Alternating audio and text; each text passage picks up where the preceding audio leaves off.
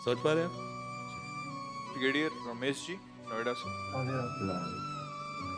राधे राधे महाराज जी, साष्टांग प्रणाम। महाराज जी, आपकी कृपा से आपका आज्ञाकारी बनने का प्रयास कर रहा हूँ।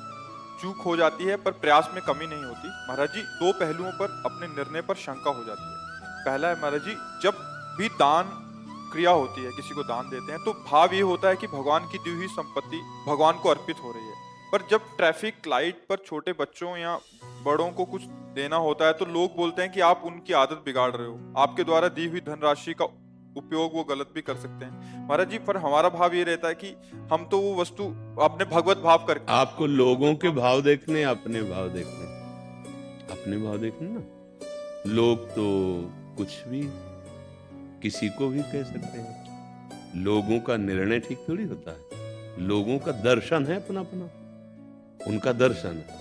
जैसे एक लोग ने कहा कि अगर कोई भूखा तड़प रहा है तो उसका प्रारब्ध है, अगर आप भोजन दोगे तो उसके प्रारब्ध में बाधा पहुंचा रहे हो। कैसा दुष्ट निर्णय है, मतलब कैसा दुष्ट निर्णय है उसका। अब अपने निर्णय में खुशी है। हमको इन बातुल भूत विवश मतवारे, ते नहीं बोले ही वचन विचारे, तिनकर कहा सुनी नहीं काना। बात मानी जाती ब्रह्मज्ञ, जो भगवान के तत्व का ज्ञान रखने वाले उन महात्माओं की बात माने। ऐसे थोड़ी मूढ़ आदमी जो अपनी वासनाओं में घूम रहा है, उसकी बातें, उसकी सलाह ये थोड़ी माननी होती। ऐसा नहीं। कोई भूखा है, प्यासा है, किसी बच्चे की फीस भर दी है, कोई बीमार है, उसकी औषधि के लिए पैसा दे दिया। आप सरकारी आदमी रहे, आपको पेंशन मिल रही, आप उसका सदुपयोग कर रहे, आनंदित रहिए, किसी ऐसी बातों में नहीं फंसते। दूसरी बात, महाराज जी, दूसरा पहलू है कि पूजा की सामग्री जैसे फूल वस्त्र आदि का विसर्जन के बारे में है। यमुना मैया और नदियों में निषेध है, इसलिए हम इस सामग्री को सुरक्षित स्थान पर मिट्टी खोदकर छोटे से बहुत सुंदर। हाँ, पर वो ऐसी जगह नहीं कि सबके पैर पड़े। जैसे यमुना जी के ऐसे किनारे पहुंच जाइए और वहीं मान लो आपको जल में नहीं डालना, एक हाथ दूर ऐसे खोद दिया अच्छे से और ऐसे करके ऊपर से यमुना जल छिड़क दिया, प्रणाम। अब जब यमुना जी की बाढ़ आएगी तो सब ठीक हो जाएगा। पार्क में, जैसे पार्क होते हैं ना घर के पास।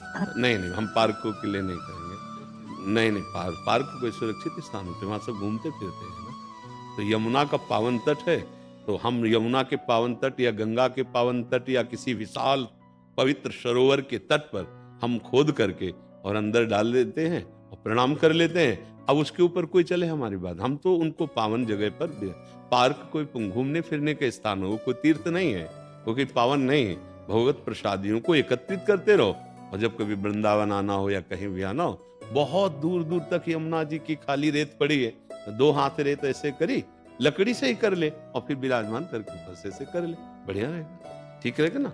हाँ, पार्क है या पीपल के वृक्ष के नीचे ऐसे कहीं पधरा दिए, कुत्ते मूतते हैं या फिर वहां ऐसा, तो हमारे भगवान की प्रसादी उसको सम्मान से रखिए। कोई पवित्र सरोवर है, झील है, नदी है, ऐसे स्थानों का चयन किया जाता है। जैसे कोई खंडित मूर्ति है या कुछ ऐसा ना, तो ऐसे ऐसे किया और विराजमान करके ऊपर से रस डाल के प्रणाम चल ऐसे करें।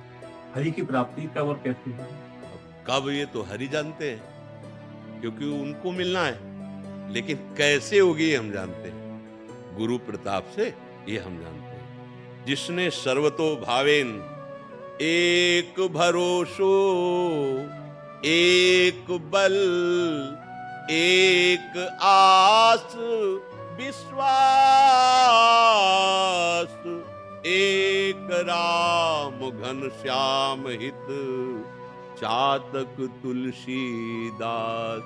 इसका एक भरोसा, एक ही आशा, केवल भगवान से मिलना है। एक ही चाह तड़प रही है, कब मैं भर नेत्र इनको देखूं, और इनसे विश्वास है मुझे अवश्य मिलेंगे। जैसे चातक स्वाति की बूंद का इंतजार करता है, ऐसे हर समय भजन करते हुए जो भगवान का इंतजार करता है उसे निश्चित भगवत प्राप्ति हो जाती है। दरस बिन दुखन लागे नैन, बार बार वो विकल होकर रो रहा है, नाथ मेरे पास कोई साधन नहीं, केवल आप कृपा से मिल जाओ। प्रभु मैं तो पतित हूं, कैसे आपको रिझाऊं। अनन्य चेता सततम, यो मां स्मरति नित्य सहा, तस्याहं सुलभा पार्थ नित्य युक्तस्य योगिनः। हे अर्जुन, मैं उसके लिए सुलभ हो जाता हूं, सुलभ माने दर्शन दे देता हूं, जो मेरा निरंतर भजन करता है। बारी मथे घृत होए बरु, सिकताते बरु तेल, बिनु हरि भजन न भव तरिय, यह सिद्धांत अपेल। भजन भजन इसमें न पैसा लगता है, न किसी के सहयोग की जरूरत है। राधा राधा कृष्ण कृष्ण, भगवान मिल जाएंगे। मिलना कौन चाहता है? अब अंदर से देखो, इतनी चाहते अन्य है कि भगवान से, जिस समय भगवान से मिलने की चाह होगी उस समय कुछ अच्छा नहीं लगता। अब हमारा बस तो है नहीं, हम आकाश को पकड़ना चाहे कैसे पकड़ पाएंगे? तो हम रो सकते हैं। जैसे छोटा बच्चा कुछ चाह करता है तो माँ के आगे रोता ही है ना, तो माँ उसके रोने को मिटाने के लिए फिर माँ प्रयास करती है।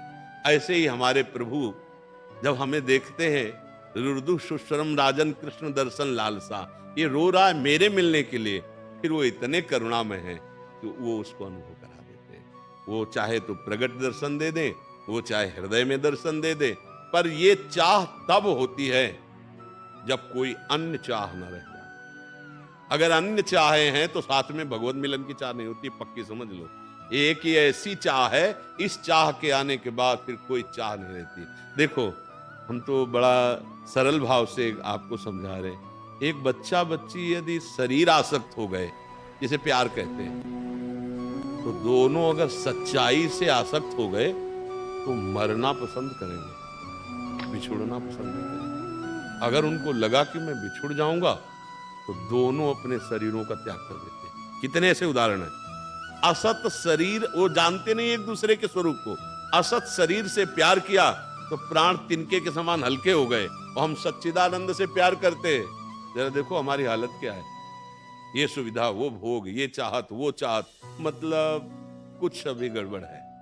एक संसारिक प्यार करता है, 20 साल से माँ ने पाला, पूरा वैभव संपत्ति सब उसके पास है, तिनके के समान छोड़ देते। माँ भाई परिवार संपत्ति रिश्ता नाता पद प्रतिष्ठा कीर्ति सब का त्याग करके भाग गए।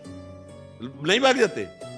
हम प्रभु से प्यार करते हैं, सब बनाए रखना चाहते हैं, परिवार हमारा संपत्ति हमारी है, तो हमारे प्यार में कुछ अभी गड़बड़ी है, अभी सही कनेक्शन नहीं है। नहीं तो जहां भगवत प्यार उदय होता है, तो देखो लौकिक प्यार, वो किस जाति का है, किस कुल का है, क्या नहीं है, कुछ है कि नहीं है, कुछ मतलब नहीं। ये हमें मार डालेगा कि जिंदा रखेगा, कोई मतलब नहीं। पूरा समर्पण हो। हम लोग आत्मसमर्पण भगवान को कितना करते हैं, ईमानदारी से देख लो।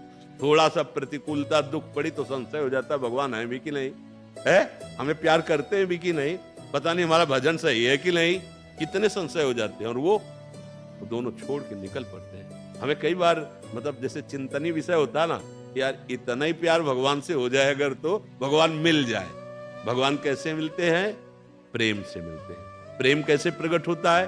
भजन से प्रकट होता है। भजन में किसी के सहयोग की जरूरत नहीं, न रुपए की, न व्यक्ति की, न वस्तु की, हाँ अपने सहयोग की जरूरत। राधा राधा अपने को बोलना है, राधा राधा कृष्ण कृष्ण राम हरि, जो गुरुदेव ने नाम दिया खूब नाम जप करो, निश्चित भगवत